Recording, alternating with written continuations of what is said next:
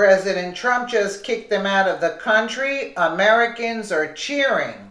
When Barack Hussein Obama began bowing to Middle East dictators and kowtowing to South American murderous regimes, he began a series of dramatic changes towards the U.S.'s foreign policy that would prove to haunt him even after he left office. There has never been a more appeasement-oriented president toward dictatorial, camaralist, and brutal regimes than Obama, and that shames both him and the United States. Having a president in office now who not only puts to bed that notion that we will negotiate with terrorists, pay ransom to brutal and radical medieval-aged Islamic governments, and look the other way whenever our red lines in the sand are overstepped, has helped to restore so much of the confidence of the American people that had dissolved over the last 8 years. Now we are back on track to be a leader in the world once more. Recently, Donald Trump has been making overtures to the public that he will not abide by the milquetoast policies of the Obama administration towards communist countries, and in particular Cuba.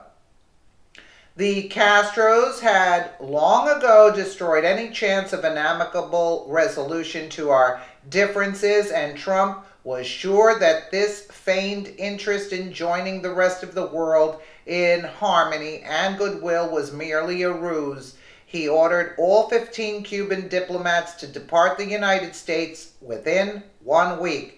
Independent Journal Review: the Trump administration continued severing diplomatic relations with Cuba when it told 15 diplomats to leave Cuba's embassy in Washington, D.C. within a week.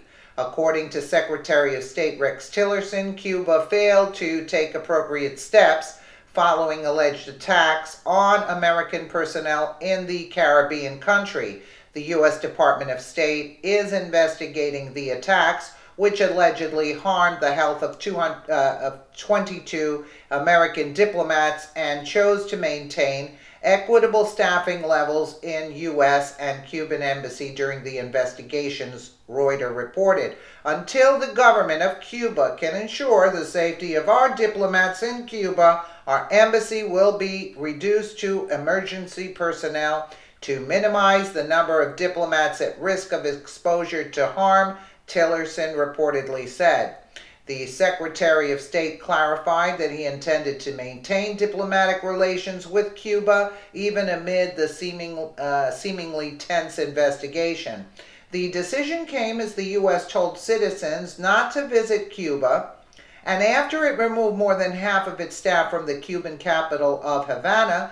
The mysterious attacks on embassy personnel reportedly caused dizziness, hearing loss, and fatigue. Although not much has been said about this, one of the biggest failings of the Obama administration and the president himself was the inability to recognize when a decision he unilaterally made rubbed Americans the wrong way. He was completely blind to the fact that these actions might affect the upcoming candidate for the Democratic Party.